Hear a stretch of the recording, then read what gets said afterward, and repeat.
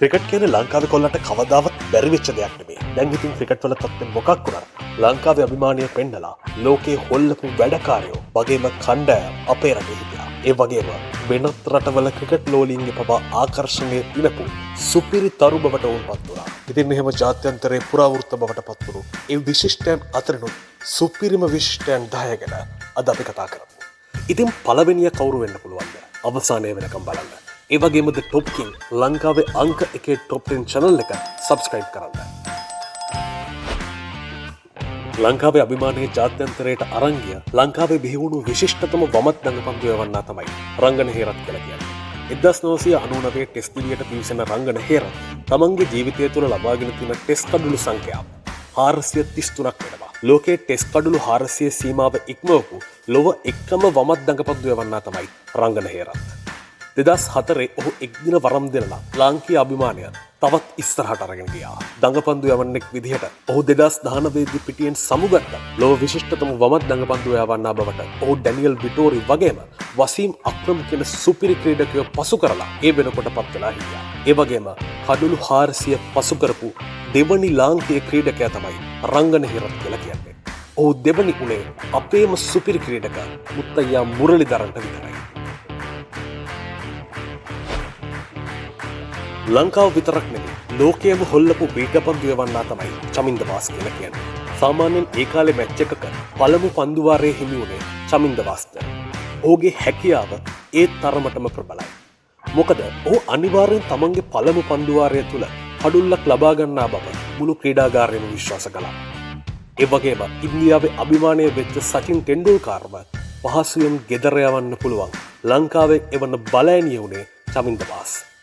ඉතින් 2004 සිම්බාබ්වේට එරෙහිව තිබ්බ තරගයකදී ලකුණු 35ට මුළු කණ්ඩායමම සීමා කරන්න චමින්ද වාස්ගේ කඩලු 4ට පුළුවන්කම හම්බුණා. ඒ වගේම 2003 වර්ල්ඩ් කප් එකේදී එක දිගට තරගයේ පළවෙනි පන්දුව වගේම දෙවනි සහ තෙවනි පන්දු වලින් කඩලු දවාගෙන බංගලාදේශ ක්‍රීඩකයෝ 3 දෙනෙක් ආපයින්ම ක්‍රීඩාගාරයට යවන්න එදා චමින්ද වාස් සමත් වුණා. ලෝක ක්‍රිකට් ක්‍රීඩාවේ පළමු පන්දු 3ට විකට් 3ක් ගත්ත පළමු අද්විතීය ක්‍රීඩකයා බවට එදා අපේ වාස්පත් වුණා. අද තත්ත්වය මොනව වුණත් එදා යුවරාජ් ගංගුලි ටෙන්ඩුල්කර් ඇතුළු ක්‍රිකට් ක්‍රීඩාවේ හිටපු ඉන්දිය ප්‍රබලයන් හිටපු ක්‍රිකට් කණ්ඩායම ලකුණු 54කට සීමා කළා. 2000 දී ඔහු ගෙදර යවන්නේ තමන් විසින් කඩලු 5ක් ලබාගෙන. ඒ වගේම එක් දින කඩලු 400ක් ලබාගෙන සහ ටෙස්ට් කඩලු 355ක් සමග තමයි චමින්ද වාස් කියන ක්‍රිකට් ක්‍රීඩාවේ ලාංකීය ක්ලාස් එක අවසානයේ තරඟබිමට සමුදුන්නේ. ලංකාවේ ක්‍රිකට් ක්‍රීඩාවේ කැප්ටන් කූල් කියලා කියන්නේ අර්ජුන රණතුංග කියන මෙන්න මේ පුරාවෘත්තයට. ලංකාවේ බිහිවුණු ක්‍රිකට් කණ්ඩායම් නායකයන් අතරින් ඔහු විශිෂ්ටයන්ගෙනුත් විශිෂ්ටයෙක්. 1981 දී තමන්ගේ පළමු තරඟයට සහභාගී වෙලා 1988 ඔහු ලාංකීය කණ්ඩායමේ නායකයා බවට පත් වෙනවා. එදා ඉඳන් පුරා වසර 11ක් ලංකාවේ කණ්ඩායමට විශිෂ්ට නායකත්වයක් ඔහු ලබා දුන්නා. විශේෂයෙන් ඕනෑම වෙලාවක ඕනෑම පීඩනයක් දරාගෙන තමන්ගේ කණ්ඩායම පාලනය කරගෙන ඔවුන්ව දිරිමත් කරන්න පුළුවන් නායකයෙක් විදිහට අර්ජුන එදා ලෝකයේ පුරා කැපී පෙනුණා. එදා ඕස්ට්‍රේලියානු විනිසුරුවරයා මුරලි පන්දුව දමා ගසනවා කියන චෝදනාව එල්ල කරපු මොහොතේ ඔහු තමන්ගේ ක්‍රීඩකයන් වෙනුවෙන් විනිසුරුවරයා සමග ගැටුණා. ඒ වගේම තමන්ගේ සමාජිකයන් වෙනුවෙන් පෙනී ඉඳගෙන 4 සීමාවට සියලු දෙනා කැඳවලා කළමනාකාරීත්වය සමග කතා කරන තෙක් ඔහු තරඟය නතර කරවා ගත්තා. කාලයක් දුර්වල කණ්ඩායමක් විදිහට හැඳින්වුව ලාංකීය කණ්ඩායම 96 ලෝක කුසලානයේ දිනවලා ලෝකයේ ප්‍රබලයන් අතර ප්‍රබල කණ්ඩායමක් බවට පත් කිරීමට එදා අර්ජුන රණතුංග ලබා දුන්න ප්‍රබල නායකත්වය අතිශයින් වැදගත් වෙලා තිබ්බා.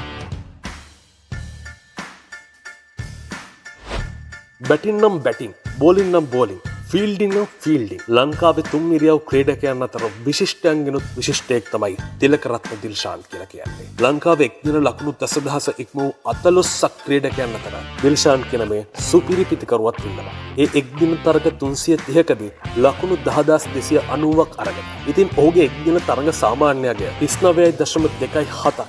ඒ වගේම ඔහුගේ ටෙස්ට් තරග සාමාන්‍යය වෙන්නේ 40.98ක්. ඒකට ශතක 16ක් ඇතුළත් වෙනවා. ඒ වගේම ඩිල් ස්කූප් කියන ප්‍රතිහරමය ඔහු ලෝකයේ තුල අනන්‍යතාවයක් විදිහට සනිටුහන් කරපු ලාංකීය අභිමානයක්. ඒ වගේම එක් දින කඩලු 109ක්, ටෙස්ට් කඩලු 39ක් ගිල්ෂාන් කියන මේ විශිෂ්ට ක්‍රීඩකයා අරගෙන තියෙනවා. එක් දින උඩපන්දු 123ක් වගේම ටෙස්ට් උඩපන්දු 88ක් රැකගෙන තුන් ඉරියව් ක්‍රීඩකයෙක් විදිහට ඔහු ජාත්‍යන්තරය තුළ ලාංකීය අභිමානය ලැබුවා. ටෙස්ට් ක්‍රිකට් තරගයකදී ශ්‍රී ලාංකික ක්‍රිකට් ක්‍රීඩකයෙක් වාර්තා කරපු වැඩිම ලකුණු ගාන තමයි 374ක්. ඒ පිටිහරඹේ නිරත වෙච්ච විශිෂ්ට ක්‍රිකට් ක්‍රීඩකයා තමයි මහේල ජයවර්ධන. ඒ ලංකාවේදී 2006 වසරේ දකුණු අප්‍රිකාවට එරෙහිව. ඉතින් මේ විශිෂ්ට ක්‍රිකට් ක්‍රීඩකයෙක්ගේ ටෙස්ට් ලකුණු සාමාන්‍ය 49.8ක්. ඒ වගේම එක් දින සාමාන්‍ය 32.90ක්. ඒ වගේම ලකුණු 11000ක සාමාන්‍ය පසු කරපු ලාංකීය ක්‍රීඩකයෙක් විදිහට ඔහු කැපී පෙනෙනවා. ඒ වගේම ලංකාවේ පිතිකරුවන් අතර 10000යි සීමාව පසු කරපු තුන්වන ක්‍රිකට් ක්‍රීඩකයා වෙන්නේ මහේල ජයවර්ධන. ඒ වගේම 2006 ලෝක ක්‍රිකට් කවුන්සිලය විසින් ඔහුව වර්ෂයේ හොඳම නායකයා බවට සම්මානයට පාත්‍ර කළා. ඒ වගේම 2007 වසරේ ලොව හොඳම ටෙස්ට් ක්‍රිකට් ක්‍රීඩකයා බවටත් ඔහු සම්මානයට පාත්‍ර වුණා. ඒ වගේම දක්ෂ පන්දු රකින්නෙක් විදිහට ඔහු ලෝකයේ පුරා ප්‍රකට වෙනවා. ඒ වගේම මුරලිධරන් සහ ජයවර්ධන කියන්නේ එවකට පන්දු යවන සහ පන්දු රකින්න බිහිසුණුම සංයෝගයක්. ජාත්‍යන්තරය තුළ වේග පන්දුව ඉහළින්ම සටහන් කරපු ලෝකයේම හඳුනන ලාංකීය විශිෂ්ටතම වේග පන්දු යවන්නා තමයි ලසිත් මාලිංග කියලා කියන්නේ. නැත්තම් ක්‍රිකට් පිටියේ යෝකර් රජු. මාලිංග කියන්නේ කොච්චර දක්ෂ ක්‍රිකට් ක්‍රීඩකයෙක්ද කියලා ඔහු විසින් ලෝක ඉතිහාසය තුළ තිබ්බ වාර්තාවලින් ඔප්පු වෙනවා. දැන් කාලේ ඔහුව මාධ්‍ය සාකච්ඡාවල විතරක් දැක්කට එදා ක්‍රිකට් ක්‍රීඩා පිටියට මාලිංග සෙල්ලම් කරන්න ආවම මුළු ක්‍රීඩාගාරයම දැස් නොසෙල්වා ඔහු දිහා බලාගෙන සිටියා. ඒ තරමටම ඔහුගේ පන්දු තීරණාත්මකයි. එක්වරක් මාලිංග ලෝකයේ හොල්ලපු අවස්ථාවක් තමයි පිට පන්දු 4කදී විකට් 4ක් දවාගෙන. මේ දක්ෂතාවය ලෝකයේ පෙන්නපු එකම ක්‍රිකට් ක්‍රීඩකයා අදටත් මාලිංග විතරයි. ඒ දකුණු අප්‍රිකාවට එරෙහිව. ඒ වගේම ලෝක ක්‍රිකට් පිටියේ කඩලු 33ක් දවාගත්ත ක්‍රීඩකයා වෙන්නේ ලසිත් මාලිංග. ඉතින් මාලිංග ක්‍රිකට් ක්‍රීඩාවෙන් සමුගන්නකොට ඔහු ටෙස්ට් ක්‍රිකට් පිටියේ කඩලු 101ක් වගේම එක් දින තරඟ පිටියේ කඩලු 338ක් තවාගෙන තිබුණා. ඒ වගේම ලෝක ක්‍රිකට් ඉතිහාසය තුළ හිටපු ගොඩක් අයිකොනික්ම ක්‍රිකට් චරිතයක් විදිහට ලසිත් මාලිංග ලාංකීය අභිමානයත් සමග සදහටම සනිටුහන් වෙලා ඉන්නවා. මේළඟට ඉන්න 4 දෙනාම මේ ලෑස්තුවේ පළවෙනි ස්ථානයට සුදුසුයි. නමුත් අපි මෙම 4 දෙනා විවිධ සාධක සලකා බලලා මේ විදිහට පෙළගස්සනවා. නමුත් මේ 4 දෙනාම ලංකාවේ බිහි වූ විශිෂ්ටතම ක්‍රිකට් ක්‍රීඩකයන් අතර විශිෂ්ටයන් බව අපි විශ්වාස කරනවා. සංගක්කාරගේ කවර් ඩ්‍රයිව් එක කියලා කියන්නේ ක්‍රිකට් ඉතිහාසයේ තියෙන අති රමණීය ප්‍රහාරයක්. ඒ වගේම ඔහු ජාත්‍යන්තරය තුළ ලාංකීය අභිමානය සනිටුහන් කරපු පුරාවෘත්තයක්. 2000 ජාතික කණ්ඩායමට තේරුණාට 2003 ලෝක කුසලානයේදී අරවින්ද ද සිල්වා දුවද්දී දවා ගැනීමට හේතු වුණේ සංගක්කාර කියලා ඒ කාලේ 96 ක්‍රිකට් උන්මාදයේ තිබුණු ප්‍රේක්ෂකාගාරය ඔහුව දැඩි අපවාදයට ලක් කරා. නමුත් එතනින් නොනැවතුණු ඔහු ලාංකීය ක්‍රිකට් කණ්ඩායම වගේම කුමා සංගක්කාර කියන නම ලෝකයේ අයිකන් එකක් බවට පත් කරන තරමටම ඔහු ලෝ ප්‍රබල සහ ජනප්‍රිය ක්‍රීඩකයෙක් බවට පත් වුණා. දන්න ලංකාවේ ක්‍රිකට් ක්‍රීඩකයෙක් ගැන අහද්දී ඕනම රටක ක්‍රිකට් දන්න පුද්ගලයෙක් කියන නමක් බවට අද වෙනකොට ඔහු පත් වෙලා ඉන්නවා. ඒ වගේම ඔහුගේ ක්‍රිකට් ජීවිතයේ වසර කිහිපයක්ම ලොව අංක 1 ටෙස්ට් පිතිකරු කියන නාමය ඔහුට ලැබුණා. ඒ වගේම ඔහු ද්විත්ව ශතක 8ක් මේ වෙනකොට ලබාගෙන තියෙනවා. ඒ වගේම 2015 ලෝක කුසලානයේදී තරඟ 4කදී පිට ශතක 4ක් ඔහු වාර්තා කළා. ඉතින් ඔහුගේ ටෙස්ට් ලකුණු සාමාන්‍ය 57.4ක්. ඒ වගේම එක් දින ලකුණු සාමාන්‍ය 42ක්. ඉතින් සංගත්කාර කියලා කියන්නේ සැබවින්ම ක්‍රිකට් ලෝකයේ පුරාවෘත්තයක්. 96 ලෝක කුසලානේ හිටපු දක්ෂතම ක්‍රීඩකයා විදිහට එදා ගෞරවයට පාත්‍ර වුණේ අරවින්ද ද සිල්වා. අරවින්ද ද සිල්වා කියලා කියන්නේ කොතරම් භයානක ප්‍රහාරකයෙක්ද කියලා අද ක්‍රිකට් බලන ගොඩක් දන්නේ නැහැ. ඔහුව හැඳින්වුවේදා මෑඩ් මැක්ස් කියලා. 80-90 දශකයේ බොහෝ පන්දු යවන්න දනින් වැටුණු පිතිකරු පුරාවෘත්තය තමයි අරවින්ද ද සිල්වා. 1984 සහ 2003 අතර කාලය තමයි අරවින්ද ලාංකික ක්‍රිකට් ක්‍රීඩකයෙක් විදිහට ජාත්‍යන්තර පිටියට එන්නේ. ටික කාලයකදී ඔහු තරඟ 401කට සහභාගී වෙලා ශතක 31ක් ලබා ගන්නවා. ඒ වගේම අර්ධ ශතක 86ක් ඒ තරඟ අතර තියෙනවා. විශේෂයෙන් ලංකාවේ ක්‍රිකට් ඒ තරම්ම ජනප්‍රිය සහ කැපී පෙනෙන දෙයක් බවට ලෝකයේ පත් වෙලා නොතිබුණු කාලයක පවා අරවින්ද ද සිල්වගේ දක්ෂතා ලෝකයේ තුල අපිව ආඩම්බරයට පත් කළා. විශේෂයෙන් 1889 බ්‍රිස්බේන් තරගය අදටත් ක්‍රිකට් ඉතිහාසයේ දන්න පිරිස ආඩම්බරෙන් කතා කරනවා. ඒ ඔහු වාර්තා කරපු ලකුණු 167 පිළිබඳව. මොකද ඒක තමයි ලංකාව ඕස්ට්‍රේලියා බිමක ගිහිල්ලා ඕස්ට්‍රේලියානුවන්ගේ පළමු ඉනිම අභිභවා කියපු පළවෙනි අවස්ථාව. සහ එම තරගය ජයග්‍රහණය කළා. එදා ඒ තරගයේ වීරයා බවට මේ විශිෂ්ට පිතිකරුවා පත් වුණා. ලාංකීය අභිමානීය ජාත්‍යන්තර පිටිය තුල දෙවනත් කරපු ක්‍රිකට් ක්‍රීඩකයා තමයි සනත් ජයසූරිය කියලා කියන්නේ. ගොඩක් අය ඔහුව හැඳින්වුවේ මාස්ටර් බ්ලාස්ටර් කියලා. ඒ තරමටම ඔහු අතිදක්ෂයි. තුන් ඉරියව්වෙන් තමන්ගේ වැඩකිට ලෝකයට පෙන්නපු සනත් ජයසූරිය කියලා කියන්නේ ක්‍රිකට් ලෝකයේ ඉන්න අයිකොනික්ම චරිතයක්. විශේෂයෙන් ක්‍රිකට් ක්‍රීඩකයෙක් විදිහට ඔහු ලාංකීය ප්‍රේක්ෂකාගාරය අතිශයින්ම ආකර්ෂණය කරගත්ත ක්‍රීඩකයා බවට ඔහු ක්‍රීඩා කරපු කාලය තුළ පත්ව සිටියා. ඉන්දියාවේ බිහිවුණු විශිෂ්ටතම ක්‍රිකට් ක්‍රීඩකයා විදිහට සලකන ටෙන්ඩුල්කර් පවා කිව්වේ මම ඩොනල්ඩ් බ්‍රැඩ්මන් කිසිදා දැක නැහැ. නමුත් මම සනත් ජයසූරියව දැක්කා කියලා. එවැනි කියමනකින් සනත් ජයසූරියගේ විශිෂ්ටතාවය කෙනෙක්ට හොඳට තේරුම් ගන්න පුළුවන්. 1997 තිබුණු ටෙස්ට් ක්‍රිකට් තරඟාවලියකදී ලංකාව ලබාගෙන තිබ්බ ලකුණු 952 340කම හිමිකරුවා බවට පත් වුණේ සනත් ජයසූරිය. ඒ වගේම කඩුළු 5ක් දවාගත් අවස්ථා 4ක් ඔහුගේ ක්‍රිකට් දිවියේ තියෙනවා.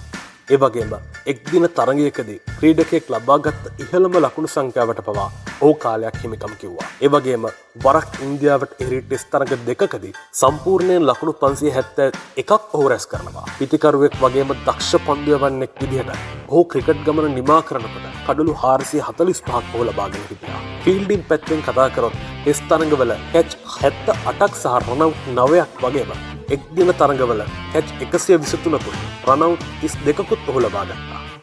ඉතින් ලාංකීය ක්‍රිකට් ඉතිහාසය ගැන කතා කරනකොට සනත් ජයසූරිය කියලා කියන්නේ ලංකාවේ වගේම ලෝකයේ ක්‍රිකට් ලෝලීන්ගේ මතකයේ ඉහළින්ම රැඳෙන පුරාවෘත්තයක් බඳු නාමයක්.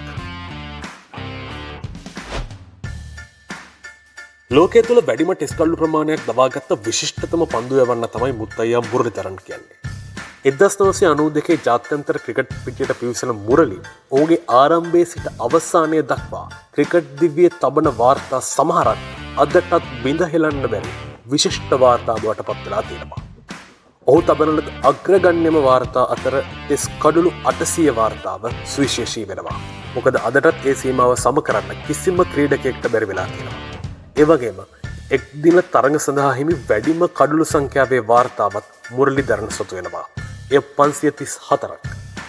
ඒ වගේම ටෙස්ට් කඩලු 5 බැගින් වැඩිම ඉනිම් සංඛ්‍යාවක දවාගත් පන්දු යවන්න, ටෙස්ට් කඩලු 10 බැගින් වැඩිම තරඟ සංඛ්‍යාවක් දවාගත් පන්දු යවන්න, වැඩිම ටෙස්ට් තරඟාවලි වීරයා සම්මානය ලබාගත් ක්‍රීඩකයා, හොඳම පන්දු යවන්න සහ පන්දු රැකීමේ සම්බන්ධතාවය මහේල ජයවර්ධන සමග වැඩිම වාර ගණනක් ලකුණු නොලබා දවා ගැනීම. එම වාර්තාවලට අමතරව ඔහු ජාත්‍යන්තර වශයෙන් ක්‍රීඩකයෙක් ලබපු උපරිම ගෞරවයන්ට පාත්‍ර වුණා. ඒ වගේම මෑත කාලීනව ඔහු වෙනුවෙන් සිනමා පටයක් පවා නිර්මාණය වුණා. ඉතින් ජාත්‍යන්තරයේත් පෙළහර පාපු මේ විශිෂ්ට ලාංකීය ක්‍රීඩකයා අනිවාර්යයෙන් අපේ ලෑස්තියේ විශිෂ්ටයන් අතරත් විශිෂ්ටත්වයට පත්විය යුතුයි. මොකද කියන අපේ ලිස්ට් එක ගැන. එහෙනම් ලංකාවේ අංක 1 টොප් 10 channel එක subscribe කරන්න. ඒ වගේම ඔබට හිතන දේ පහලින් කමෙන්ට් කරන්න.